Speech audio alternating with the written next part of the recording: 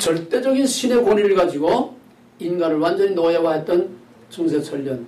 여기서 십자군 전쟁으로 인해서 문화의 교류를 통해서 새로운 문화와 접촉을 통해서 자연에 대해서 눈을 뜨고 인간에 대해서 눈을 뜨고 역사에 대해서 눈을 뜨고 또 타 문화에 대해서 눈을 뜨면서 고대 찬란한 헬라 문화와 고전 또 고대 초대교회 시대의 사도들이 지켜온 신앙 이러한 것들을 발견하게 됨으로써 이것이 아니구나. 이 중세 천년 동안에 우리가 그냥 눈 감고 소경처럼 끌려만 가던 이게 아니구나. 거기서부터 일어난 휴머니즘 운동이 한쪽에서는 세속적인 휴머니즘 운동으로 예술과 자연에 대한 발견과 또 인간의 존재에 대한 새로운 발견 등으로 해서 자연과학이 발달하며 인간을 찬양하고 인간을 존중하여 여기는 그런 세속적인 휴머니즘 운동이 일어나서 그걸 르네상스라고 우리는 그렇게 말을 합니다. 똑같은 휴머니즘 운동이 종교적으로는 초대교회 사도들이 우리에게 전해준 오리지널한 본래의 신앙, 예수 그리스도께서 우리에게 물려준 그 오리지널한 복음과 진리를 새롭게 발견함으로써 캐톨릭에 이거는 아니다. 그런 휴머니즘 운동이 일어나면서 이것이 무르익을 대로 무르익어서 결국은 골물대로 골머서 터진 것이 바로 루터의 95개 조항을 통해서 일어난 종교개혁운동이라는 것. 종교개혁을 통해서 중세 절대적인 신의 권위, 절대적인 교황권을 깨뜨려 부시고 거기서 인간이 자유함을 얻기 시작했고 교회는 교회대로 본래 진리를 회복함으로써 천년 동안 노예 생활하던 우리 본래의 기독교가 거기서 탈출을 해서 해방이 돼서 새로운 개혁교회라고 하는 새로운 교회를 세우게 되었고 여기서 로만 캐톨릭은 반쪽으로 깨져서 남쪽 라틴교는 캐톨릭으로 북쪽 알프스 북쪽은 개혁파로 이렇게 남북으로 갈라지게 되었습니다. 이렇게 해서 세속적인 휴머니즘 운동과 세속적인 르네상스 운동이 인간과 자연의 발견을 통해서 계속 이제 과학이 발달하게 되고 또 한편 기독교는 종교개혁을 통해서 보다도 확실한 초대교회 신앙을 회복하기 위해서 칼빈에 의한 개혁신학이라고 하는 칼빈 5대 강령을 중심으로 한 개혁신학이 여기서 나오게 되었습니다. 이제 인간이 교황권에서 인간이 신의 권위의 지배 밑에서 자유함을 얻으니까 과학이 발달하게 되고 산업혁명이 일어나게 되고 이제는 인간의 지혜, 인간의 지식, 인간의 이성, 인간의 기술, 인간의 노력으로 이제는 정말 살기 좋은 세상을 만들 수 있다고 하는 새로운 희망에 들뜨기 시작했어요. 산업혁명으로 모든 각종 생활 필수품과 모든 것들이 산업이 발전하게 되니까 생활이 풍요로워지게 되고 여러 가지 문명의 이기들이 나오게 되고 새로운 에너지, 새로운 동력을 발견하게 되고 기차와 비행기가 나오게 되고 이때에 이성 만능, 과학 만능, 인간 만능, 인간의 모든 문제를 다 해결할 수 있다고 하는 인간이 스스로 신을 자초하는 인본주의가 여기서 절정에 이르게 됩니다. 그래서 계몽주의와 산업주의와 산업혁명과 이 인본주의가 절정을 이루게 되는 이 시대를 우리는 합리주의 시대라고 이렇게 모더니즘 시대라고 이렇게 말을 하는 겁니다. 이때 니체는 신은 죽었다. 신은 죽었다. 그 신은 1차적으로 로만 캐톨릭의 인간을 완전히 노예화했던 그런 캐톨릭의 권위에 대한 교황의 권위에 대한 죽음을 선언한 것이고 나아가서 이것은 바로 절대적인 권위인 신의 죽음을 선언함으로써 이제는 완전히 하나님을 반역하는 인본주의, 물질만능주의, 경제만능주의, 과학만능주의로 본격적으로 치닫게 되었고 또 한편으로는 칼막 진화론이 나오게 됐고 신의 창조를 부정하는 진화론이 나오고 또 한편에서 칼막스의 인간에 의해서 열심히 일을 하면은 우리의 힘으로 by man, for man, in man 이 땅에 낙원을 이룰 수 있고 이 땅에 천국을 이룰 수 있다고 외치는 칼 막스, 이로 인해서 20세기까지 이것이 계속되면서 한편 종교적으로는 개혁파가 신앙을 회복했는데 역시 세속적인 인본주의의 이 물결을 이겨내지 못하고 결국 거기에 인본주의라고 하는 세속주의에 다 휩싸여가지고 신학도 인본주의 신학의 절정을 이루는 소위 자유주의 신학이라는 게 나왔습니다. 인간에 의해서 하나님의 성경을 하나님의 계시로 보지 않고 성경을 인간이 기록한 고대 문서들 중에 하나다. 그러므로 성경은 얼마나 잘못된 것이 많고 그러므로 성경은 취사 선택해야 된다. 현대 과학에 맞지 않는 거 이거는 다 무식한 고대의 그런 신비로운 이걸 통해서 사람들을 사로잡으려고 하는 이 종교적 음모로 다 나온 것이지 어떻게 뭐 물 위에 걸어가고 뭐 남자 없이 사람이 어떻게 태어나고 뭐 죽으면 죽는 것이 뭐 죽었다가 또 살아나고 뭐 하늘에 올라가고 또 내려오고 이런 다 그럴싸하게 만들어놓은 종교화하기 위해서 만들어놓은 이런 신비주의적인 이런 작업이니까 이런 신비로운 것들을 다 성경에서 추려내고 가장 역사적이고 과학적이고 상식적이고 가장 우리가 이해하고 받아들일 수 있는 이것들만을 우리가 여기서 추려야지. 그럼 거기서 나오는 건 뭐냐? 윤리와 도덕밖에 나오는 게 없어요. 성경에서 신비와 신의 권위를 다 제거해버리면 거기서 나오는 건 윤리와 도덕밖에 나오는 거예요. 그래서 여기서 해방신학, 민중신학, 사회보험주의 등등 인간에 의하여 인간을 위하여 인간의 살기 좋은 세상을 만들자고 하는 인본주의 선언과 인본주의 신학이 20세기를 계속 지배하게 되는 것입니다. 이렇게 해서 20세기 전반까지는 이렇게 되어 왔는데 한편 1차 세계대전과 제2차 세계대전으로 인해서 결국은 엄청난 파괴력으로 상상할 수 없는 수많은 사람들이 대량 살상무기에 의해서 죽어나고 한 도시가 다 황폐해지고 원자폭탄 한 방에 30만 명이 그 자리에서 죽고 한 도시가 다 날아가고 그뿐만 아니라 방사능으로 인해서 상상할 수 없는 재앙이 인간에게 오니까 여기서 모더니즘에 대한 회의가 오게 된 겁니다.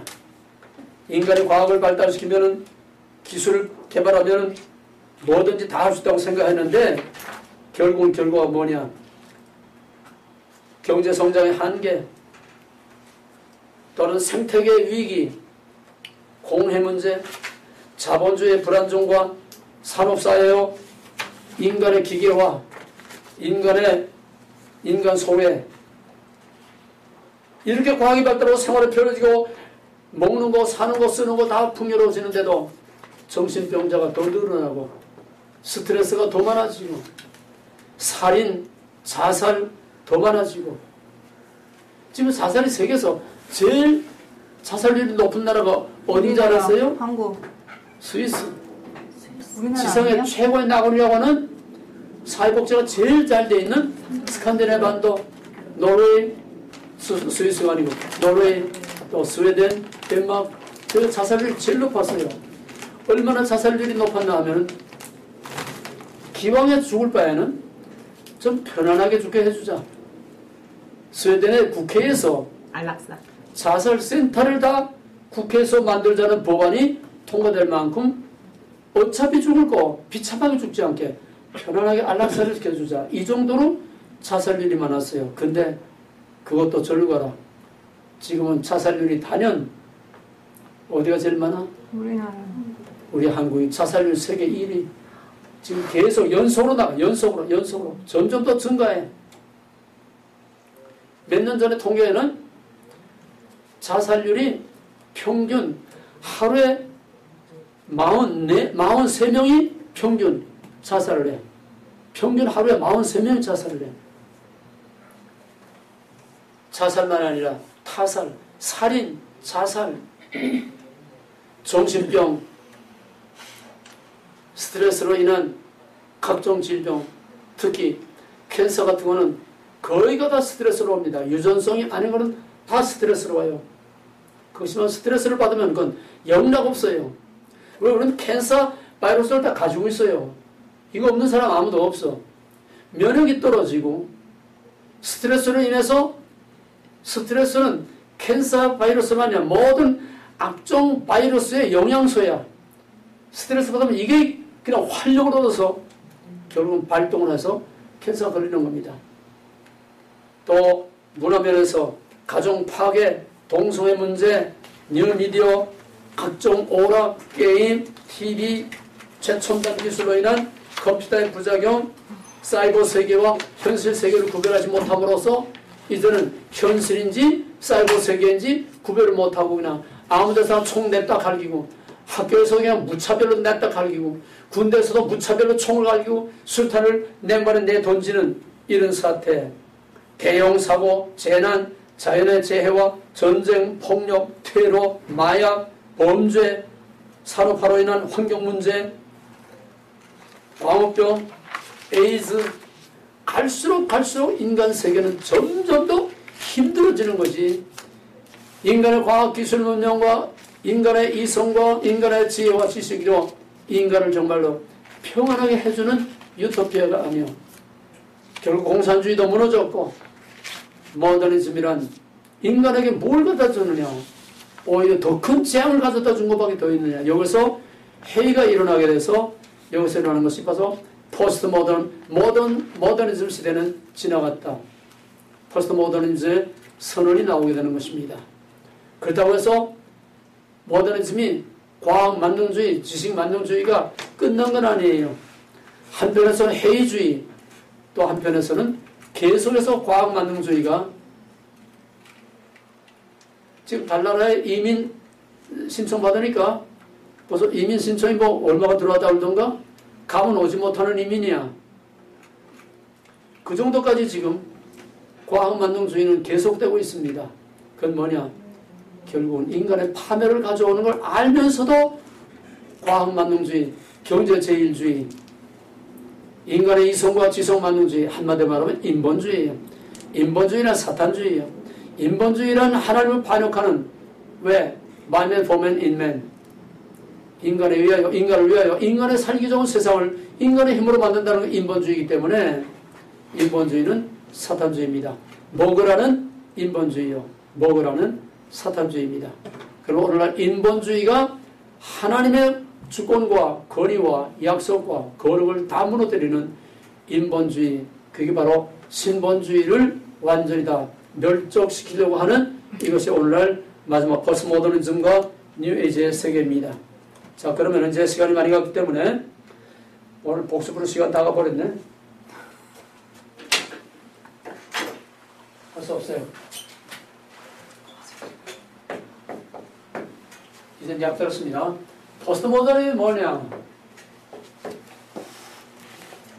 포스트모더니즘은 바로 합리적이고 체계적이고 과학적이고 지성적이고 이성적이고 앞뒤 조리가 딱딱 맞는 이런 체계화된 이런 것들이 인간을 너무 피곤하게 만들고 인간의 이런 불행과 비극을 가져왔다는 거예요.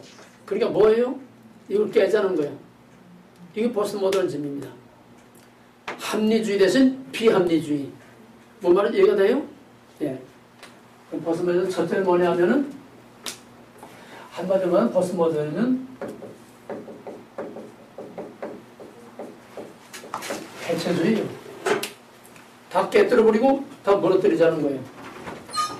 포스트모더니즘 첫째는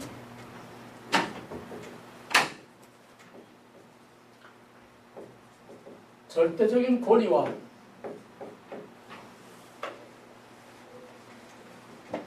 절대적인 가치와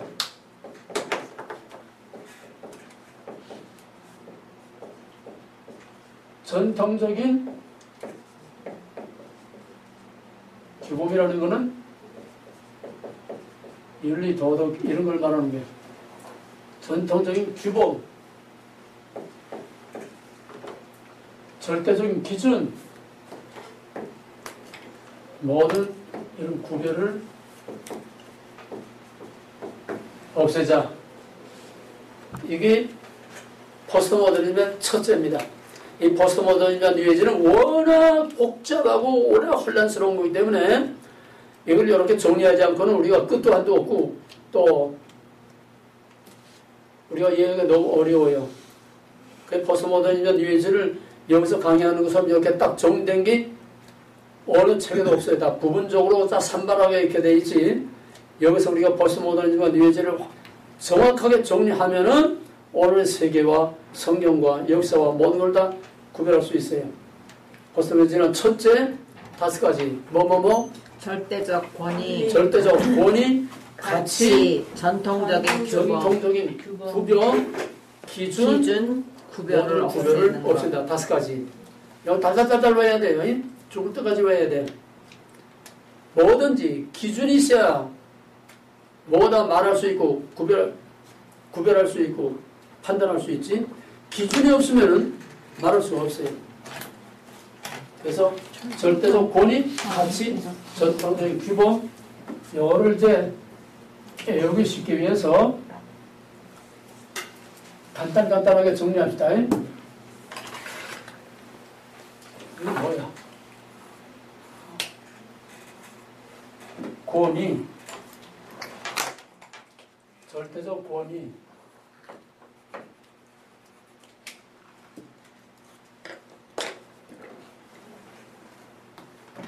절대적으로 나와야 되니까 절대적 권위, 가치, 규범, 기준, 구별을 거부하는 거예요. 없애는 거예요. 5가지. 이거 한마디로 말하면 뭘까? 하나. 구별을 없애자는 거예요. 구별을. 그러면 가장 큰 절대적인 권위가 뭐겠어? 하나님. 그죠? 또 가장 변할 수 없는 절대적인 가치가 뭐겠어? 절대적인 가치. 변할 수 없는 가치. 하나님 주권? 그 주권을 이제 권위로 해놓고 절대적인 가치. 모든 것의 기준이 될 만한 절대적인 가치가 뭐겠어? 응? 언약. 응? 언약. 성경. 진리.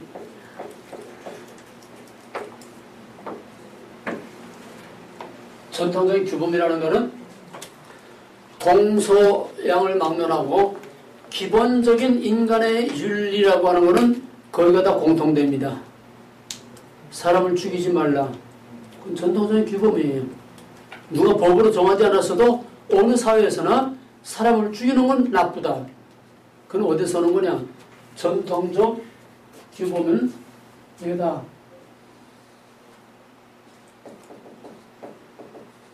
양심에서 오는 겁니다.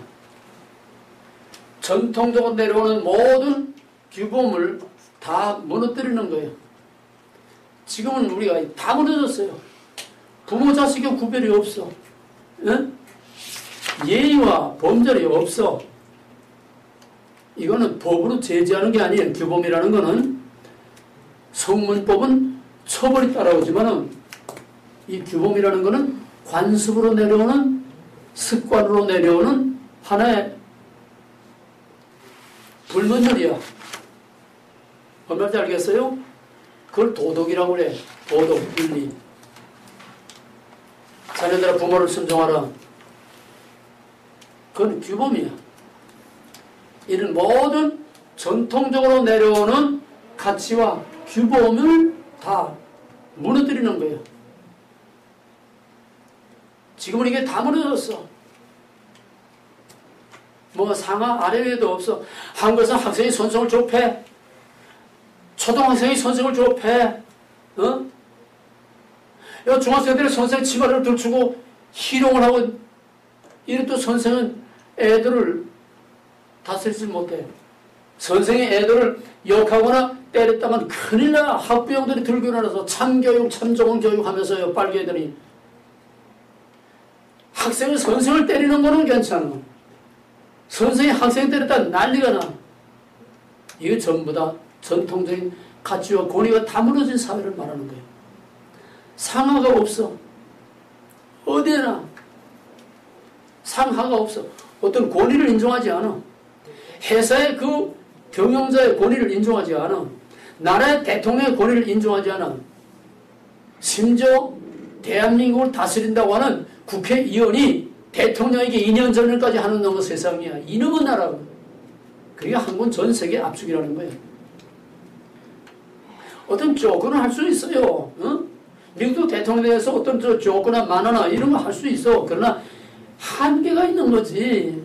국민의 모델이 돼야 될 국회의원의 입에서 대통령한테 무슨 2년 전을 할 수가 있어? 무너질 대로 다 무너진 거예요. 이게 오늘의 한국. 그러면은 모든 기준이 다 무너져. 기준. 옳고 그른 기준이 무너져.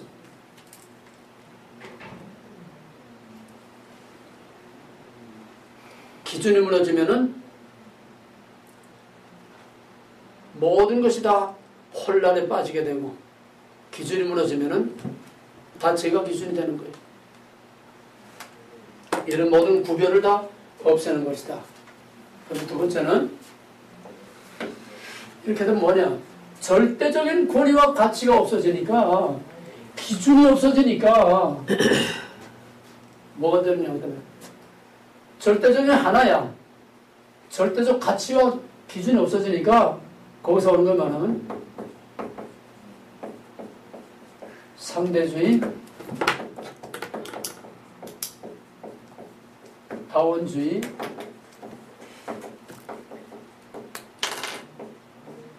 혼합주의,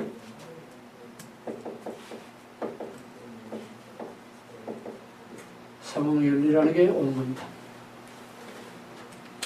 절대적인 가치, 기준, 규범, 절대적인 하나가 이게 없어지니까, 그걸 다 부정하고, 그걸 다 없애버리니까, 그 다음에는 이것만이 옳은 게 아니다. 이것도 옳고, 이것도 상대화되는 거예요. 이해가 되겠어요? 이창구는 왜 미움을 받느냐?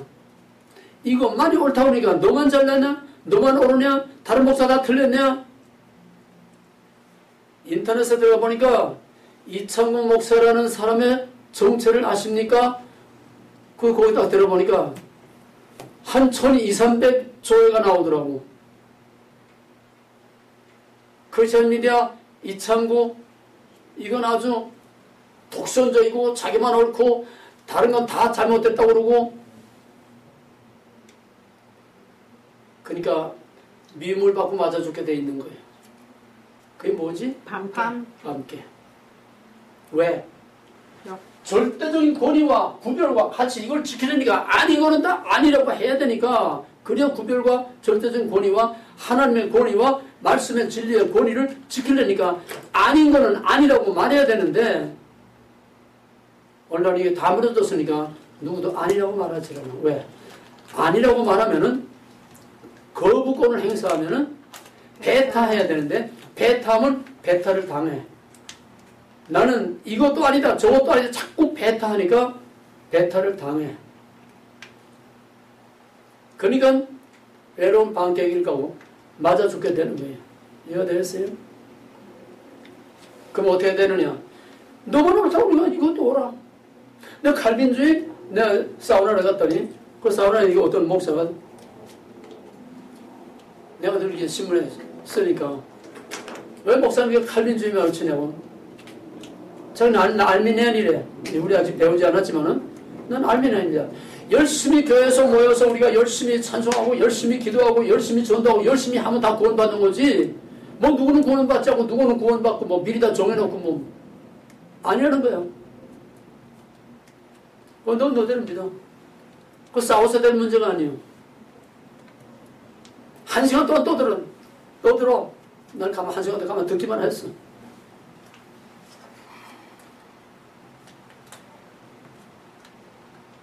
그러니까 이것도 옳고 저것도 옳고, 그래야 쉽고 편하고 환영을 받아. 근데 그런 일 들었을 때 가만히 있는 거에 그냥 가만히 있어야 된다는 게, 모르는 사람에게 알리기 위해서는 말을 해야 되지만은 아예 딱 등 돌리고 있는 사람한테는 말해봐야 해결이 안 돼. 성경에서 변론하지 말라고. 싸우려고 대드는 사람하고는 싸워서 해결이 절대로 안 돼요. 그건 내버려둬야 돼요. 하나님도 내버려둬요. 이거 됐어요. 그러니까 절대적인 권위와 가치를 부정하게 되면 상대주의가 되고, 상대주의가 이것도 옳고 저것도 옳다는 거예요. 그렇게 되면 다원주의가 돼. 하나 둘만 오는 게 아니라 다 옳다는 거야. 이것도 옳고 저것도 옳고 다원주의가 돼. 그렇게 되면 모든 경계가 그걸 다 없어지니까 혼합주의가 되는 겁니다. 혼합주의가 되면은 어떤 결과가 뭐냐. 상황윤리라는 게 상황윤리. 상황윤리는 뭐냐면은 절대적인 기준이 없어지면은 정의의 기준이 없어. 옳고 그른 기준이 없어. 상황에 따라서 정의가 되고, 상황에 따라서 정의가 불의가 되고, 상황에 따라서 불의가 정의가 되는 거예요. 이해가 됐어요?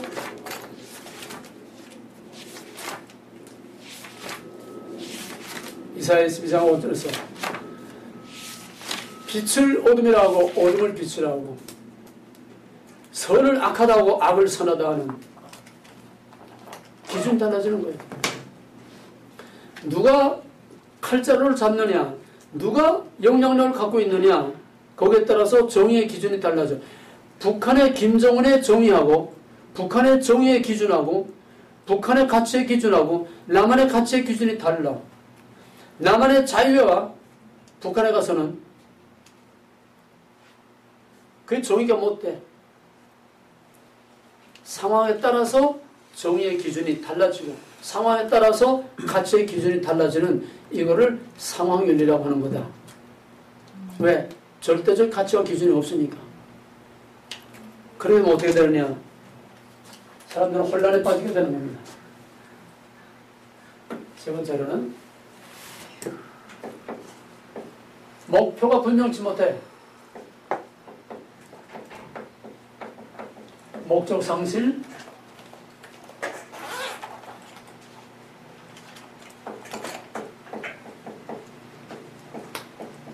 비관주의,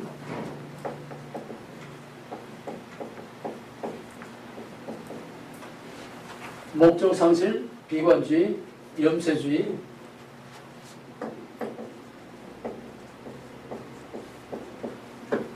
사람들이 모든 정신적 가치를 다 상실합니다.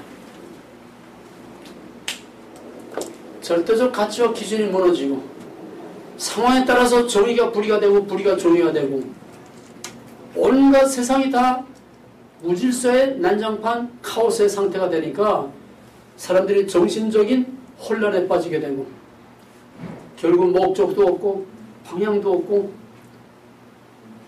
결국 허무주의, 비관주의, 염세주의. 오늘날 한국의 자살률이 왜 세계에서 바로 이거예요. 모든 절대적인 가치 기준이 다 무너지고 사회 규범과 모든 전통적인 아름다운 관습과 이런 예의 본들이 다 무너지고 상대주의, 혼합주의가 되다 보니까는 결국은 오늘 한국의 젊은이들은 목표가 없어, 목적이 없어.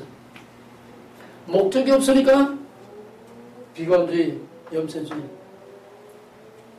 고등학교까지는 목표가 분명해. 대학. 대학에 들어가면 목표가 없어져. 왜? 졸업해봤자 취직이 안 돼. 그때부터 이제 방황하기 시작하고 이걸 놓치하고 딱 잡아가지고 세뇌 교육시키는 게 이 종북 세력 동안이 됩니다. 대학 졸업하고 나와봐야 취직도 안 돼. 그럼 어디로 가느냐? 사회 혼란에 빠지게 됩니다. 결국은 비관주의, 염세주의, 퐁당퐁당. 죽이지 않으면 죽는 거야. 여기서 오는 거야. 투쟁. 사회 혼란이 다 여기서 오는 겁니다. 이게 사회적으로, 국가적으로, 종교적으로 온갖 인간의 모든 정신문화가 다 여기서 최악의 혼란에 빠지게 되는 거예요. 니힐, 아무것도 허무주의. 이게 전형적인 오늘 한국의 젊은 세대들이 온 것입니다. 여기가 되었습니다. 그러다 아직도 70대 이상은 전통적인 규범과 가치와 이런 걸 가지고 있어. 근데 50대 이하는 이게 다 무너졌어. 그러니까 그나마 아직도 뭔가 전통적인 가치를 지키려고 하는 이 70대, 80대 이 늙은이들이 겨우겨우 지금 명맥을 유지하고 있는데 시간이 가면 갈수록 세대가 올라가면 올라갈수록 이 절대적인 혼란의 무질서에 이른 세대들이 바람 따라 물결 따라 그때 시대에 따라서 이리 붙었다 저리 붙었다 왔다 갔다 하는 이런 사람들이 나라의 투표권의 절대 다수를 차지하게 되면 우리나라는 보드피플처럼 그냥 물결 따라 바람 따라 흘러가는 대로 흘러갈 수밖에 없게 되는 거예요. 지구상의 가장 불행하고 비극적인 나라가 될 수밖에 없어요. 아프리카의 가난한 나라가 불쌍한 게 아니야. 이렇게 목표를 상실하고 물 위에 떠돌아다니는 낙엽처럼 목표와 방향을 상실한 이게 오늘의 교회, 이게 오늘의 학원가, 이게 오늘의 상아탑이라고 하는 오늘의 교육, 이게 오늘의 정치, 이게 다 목표 상실한 포스트 모더니즘의 결과입니다. 뭐 자세히 설명할 수는 없어요. 우선 오늘 포스트 모더니즘이 뭐냐? 이 세 가지에 다 같이 한 목소리로 다 같이 절대적 권위와 가치, 규범, 기준, 구별을 없애는 것. 두 번째는 상대주의, 다원주의, 혼합주의, 상황윤리. 그 다음에 목적 상실, 비관주의, 염세주의, 허무주의. 처음에 5개, 4개. 이걸 달달달달 다음 시간에 다 외워가지고 오시기 바랍니다. 그럼 포스트 모더니즘이 영지주의에서 나온 거예요? 아니면 그건 따르고 이건 따르고? 오늘 시간에도 설명 못하는데 허무가 되니까 니힐이 되니까 인간은 신의존적인 존재로 지음받았어. 인간은 양면성을 가지고 있어요. 창세기 인간과는 뭐지? 두 가지? 베나담과 이마오데이. 베나담이란 어떤 존재? 신의존적인 존재. 이마오데이란 하나님의 행사. 지배하고 다스리는 권세야. 지배하고 다스리는 권위. 이해가 되겠어요? 인간은 이 극과 극의 양면성을 가지고 있어. 인간은 아무리 자유를 구가하지만은 모세인가 소속을 가져야 되고 속해야 되고 모세인가 지배를 받아야 되는 의존적인 존재야. 베나담의 존재. 또 하나는 뭐를 지배하려고 하는 타락한 이마고데이는 하나님이 뭐가 다 지배하려고 그래. 이해가 됐어요? 타락한 베나담은 의존해야 될 하나님을 의존하지 않고 다 부정해버리니까 니힐에 허무의 상태가 돼. 허탈하고 공허하고 목적을 상실하게 되고 비관주의, 염세주의, 허무의 상태가 빠지니까 그 다음에 뭐를 또 추구하겠어 이마고데이가? 아니죠. 베나담이 쾌락주의. 뭔가 이거 아닌 또 다른 뭐를 강력한 뭐를 의지하고 강력한 무엇에 소속이 돼서 강력한 무엇의 지배를 받기를 원하는 이마고데이 베나담이 발동하는 거예요. 의존적인 존재가 발동하는 거예요. 거기서 나온 것이 뭐냐면 새로운 절대적인 권위와 가치를 추구하게 돼. 이거 아닌 또 다른 새로운 권위와 가치를 추구하게 돼. 이해가 되겠어요? 새로운 질서와 규범과 새로운 가치를 추구하게 된다는 거예요. 그게 뭐냐? New Order, New World, New Age. 여기서 나오는 거예요. 그건 다음 시간에 기도합시다. 감사하신 하나님, 우리는 창세기 3장 초두에서 오늘의 창세기 3장의 현실을 보고 오늘에서 창세기 3장 초두에 하나님 왕국을 파괴하는 사탄의 도전과 거기에 대응하는 하나님의 방법에 대해서 지금 다 무너지는 포스트모더니즘과 뉴에이지를 이제 조금씩 뚜껑을 열려고 합니다. 우리가 다 설명하지 못했지만은 우리의 눈을 열고 귀를 열고 마음을 열고 영의 눈을 열어서 창세기 3장에서 오늘의 현실을 확실하게 꿰뚫어 볼 수 있는 지혜와 영감과 총명을 허락하여 주시옵소서. 아멘. 성령의 깨닫는 영과 분별의 영을 부어주시고 이 마귀의 권세와 싸워 이길 수 있는 믿음과 용기와 담력을 주시옵소서. 아멘. 예수 이름으로 감사하며 간절히 기도합나이다. 아멘. 아멘.